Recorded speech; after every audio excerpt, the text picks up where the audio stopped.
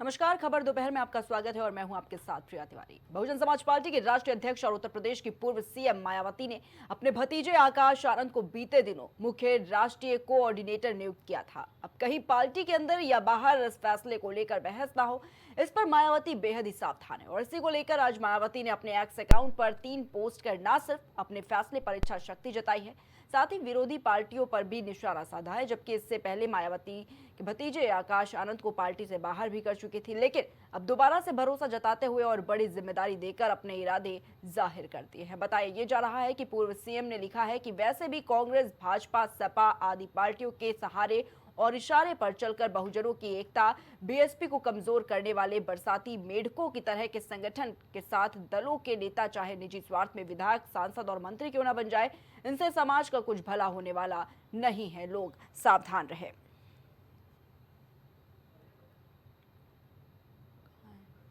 तो मायावती का ये पोस्ट जो है वो सामने आया है, जहां पर दलितों पर सियासत जिस तरीके से बढ़ती जा रही है, उस पर जब मायावती का ट्वीट पोस्ट ये सामने आया उसके बाद देखा जा रहा है कि इस तरीके से जो राजनीति है वो और भी ज्यादा गर्माती हुई नजर आ रही है।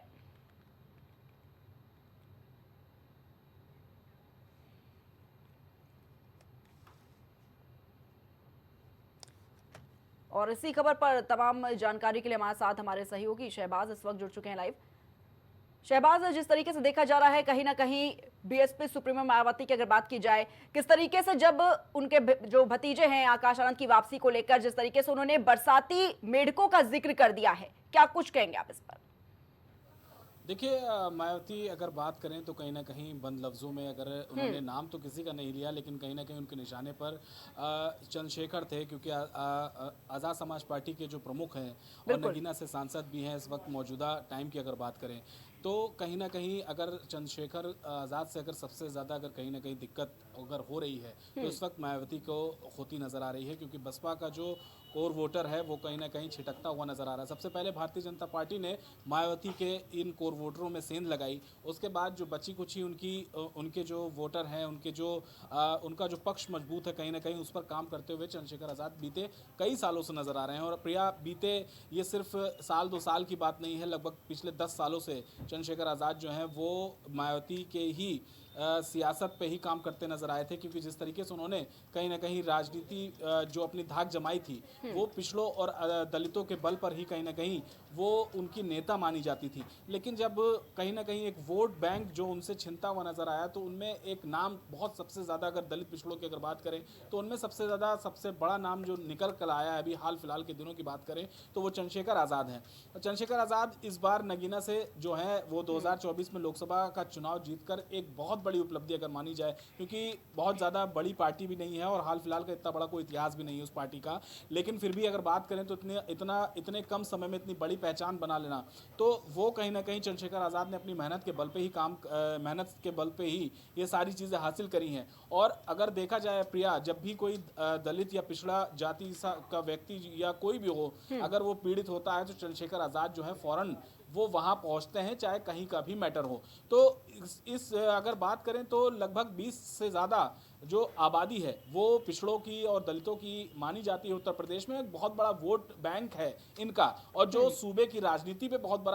बड़ा असर डालता है। तो ऐसे में कहा जाता है कि दलित पिछड़े जिनके साथ हैं वो यूपी में अपनी जो धाक जमाते हुए देखे जाएंगे। तो वही हाल है कि इस बार भी अगर बात करें तो कहीं ना कहीं चंद्रशेखर आज़ाद जो मायावती का वोट बैंक अपनी ओर खींचते हुए नजर आ रहे हैं, हाँ। उसी को लेकर ही उन्होंने निशाना साधा है। बरसाती मेढक उन्होंने कहा है, क्योंकि अभी लखनऊ में उन्होंने एक जो सम्मेलन है वो भी किया था। तो लगातार उनकी छवि में जो बढ़ोतरी हो रही है, इसका नुकसान सीधे तौर पर अगर बात करें तो वो बसपा प्रमुख मायावती को ही होना। जी जी बिल्कुल शहबाज, क्योंकि अगर बात करें आगामी चुनावों को लेकर देखा जा रहा है जितनी भी पार्टियां हैं वो सभी कैसे दलित वोट बैंक को साधने की पूरी कोशिश में जुटी हुई नजर आ रही है। लेकिन जिस तरीके से मायावती का ये जो बयान सामने आया जब उन्होंने पोस्ट किया, बरसाती मेढक बताया, और कहीं ना कहीं चंद्रशेखर आजाद पर इसका जो सीधा निशाना है वो देखने को मिल रहा है, क्या लगता है जो आने वाला चुनाव है कितना असर जो पड़ता हुआ नजर आएगा इस पर?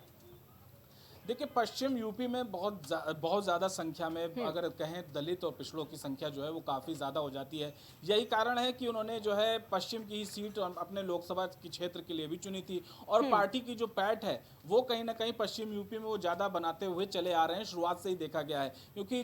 जो जाट और जाटव वहाँ दोनों ही बहुत जो है काफ़ी बड़ी संख्या में माने जाते हैं पश्चिम यूपी में। इसके साथ ही मुस्लिम आबादी भी जो है अल्पसंख्यक वो भी वहाँ पर पश्चिम यूपी में बड़ी संख्या में है। तो ऐसे में चंद्रशेखर आजाद जो है इन्हीं तीनों के साथ खड़े होते हुए हमेशा से नजर आ रहे हैं। तो अब 2027 को जो विधानसभा चुनाव महज कुछ ही साल का अगर बात करें तो लगभग साल 1.5 साल का वक्त है अभी प्रिया, और इसी के लेकर अगर बात करें सबसे बड़े सूबे की सबसे बड़ी लड़ाई में सभी पार्टियों ने अपनी तैयारियां जो है वो अभी से शुरू कर दी हैं। इसी क्रम में अगर बात करें तो मायावती को अब याद आ रहा है कि उनका जो वोट बैंक है वो खिसकता नजर आ रहा है। इससे पहले बीजेपी ने जिस तरीके से सेंध लगाई, क्योंकि अगर भाजपा अगर बात करें, अगर भाजपा अगर आज सत्ता पर काबिज है तो उसमें बहुत बड़ा जो वोट बैंक अगर बात करें तो सबसे बड़ा हाथ अगर मायावती के ही वोट बैंक जो है वो खिसक के बीजेपी के पाले में गए हैं। इसीलिए बीजेपी जो है वो उस वक्त लगातार 2 बार से सत्ता में काबिज होती चली आ रही है और उस पर अपनी पैड भी बनाए हुए हैं। और बीजेपी ने इसके लिए अपनी पूरी मतलब रणनीति तैयार करी थी कि पिछड़ों से कौन आएगा, किसको डिप्टी सीएम बनाना है, और इसका असर और साथ ही साथ कैबिनेट में भी देखने को मिलता है, क्योंकि कैबिनेट में भी पिछड़ों को रखा गया है और डिप्टी सीएम भी केशव प्रसाद मौर्य को बनाया गया है। तो ये पूरी प्लानिंग भारतीय जनता पार्टी जो है वो अपने इसको कहते हैं ना माइक्रो प्लानिंग, उसके तहत वो काम करती हुई नजर आती है और संगठन जो उसका है वो काफी मजबूत माना जाता है। कुछ मतलब हाल फिलहाल में ही नहीं हुआ है, इसके पीछे बहुत बड़ी तैयारी की गई थी, बीजेपी ने बहुत बड़ी तैयारी करी थी, तब जाकर जो है 2017 में जो है वो सत्ता जो है हाथ से गई थी और भारतीय जनता पार्टी ने अपना जो सत्ता का सूखा था उत्तर प्रदेश में उसको पूरा खत्म करते हुए इतने बम्पर बहुमत से आई थी। तो वो सिर्फ मायावती के वोट बैंक पर काम करके आई थी और इसके साथ ही साथ अपने सवर्ण वर्ग जो हमेशा बीजेपी के साथ ही रहता है, क्योंकि शहरी सीट पर अगर बात करेंगी तो हमेशा से वो बीजेपी के साथ रहा है। गाजियाबाद की बात करें, गोरखपुर की बात करें तो ये सब सारी सीटें जो शहरी सीटें हैं वो हमेशा से बीजेपी के साथ रही हैं। बीजेपी ने उन सीटों पर काम किया जहां पर वो कमजोर थी और कमजोर वो वहीं थी जहां पर मायावती अच्छे से और मजबूती से चुनाव लड़ती थी। लेकिन बीते कुछ सालों से अगर बात करें तो देखा ये जा रहा था कि मायावती का जो वोट बैंक है वो बीजेपी की तरफ जो है झुकाव होता चला जा रहा था, बीजेपी के साथ जुड़ते हुए चले गए। अब अगर बात करें पिछड़ों की नेता की तो चंद्रशेखर आजाद की भी छवि जो है वो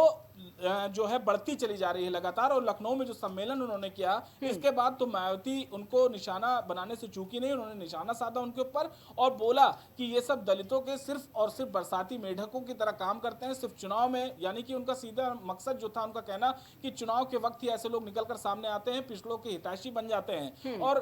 क्योंकि अगर बात करें प्रिया तो बहुत पिछड़ों की बहुत बड़ी नेता माना जाता है मायावती को। और अब हाल फिलहाल में अगर बात करें तो उनका भले ही राजनीति का जो ग्राफ है, पार्टी का ग्राफ है वो नीचे जरूर गिरा है, लेकिन एक समय था मायावती का कि वो पिछड़ों की बहुत बड़ी नेता मानी जाती थी। यही कारण है कि उन्होंने इस तरीके का ट्वीट करते हुए चंद्रशेखर आजाद को आड़े हाथों लिया है। जी बिल्कुल बिल्कुल शहबाज, ठीक है, बहुत बहुत शुक्रिया आपका हमारे साथ जुड़ने के लिए और तमाम जानकारियों के लिए। तो लगातार देखा जा रहा है कि मायावती का जब ये ट्वीट सामने आया उसके बाद सियासत भी लगातार गहराती हुई नजर आ रही है।